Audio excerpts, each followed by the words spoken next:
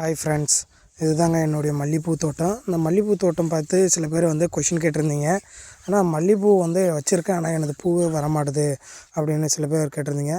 கண்டிப்பாக பூ வராதுங்க. ஏன்னா இந்த பனிக்காலத்தில் பாருங்கள், இந்த மாதிரி ஆகிடும். பனிக்காலத்தில் கண்டிப்பாக பூ வராதுங்க. இதுக்கு நம்ம கண்டிப்பாக கட் பண்ணி ஆகணும். இயர்க்கு ஒன் டைம் நம்ம கட் பண்ணி ஆகணும். அது நம்ம எப்போ கட் பண்ணணும்னு பார்த்தீங்க அப்படின்னா, இந்த பூ சீசன் எல்லாமே முடிஞ்சிடுங்க.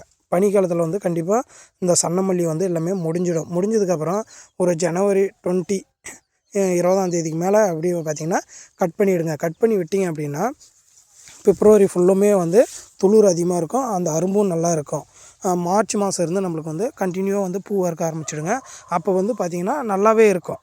சரிங்களா? அப்போ அரும்பு நல்லாயிருக்கும், பூவும் நல்லாயிருக்கும். இப்போ பாருங்கள், எனது தோட்டம் நல்லா இருந்துச்சு. இது பார்த்திங்கன்னா 4-5 கிலோ வரலையுமே அறுத்துச்சு.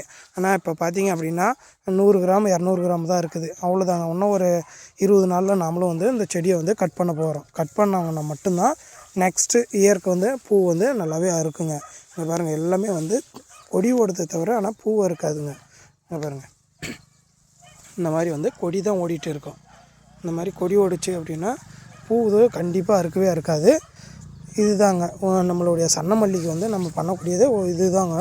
இது கட் பண்ணதுக்கப்புறம் என்னென்ன மருந்து கொடுக்கணும், அரும்பு வந்ததுக்கப்புறம் என்னென்ன மருந்து கொடுக்கணுன்றதை நான் நெக்ஸ்ட் வீடியோவில் சொல்கிறேங்க. அதை அப்படியே நீங்கள் ஃபாலோ பண்ணிங்கன்னா உங்கள் தோட்டமும் நல்லாயிருக்கும்.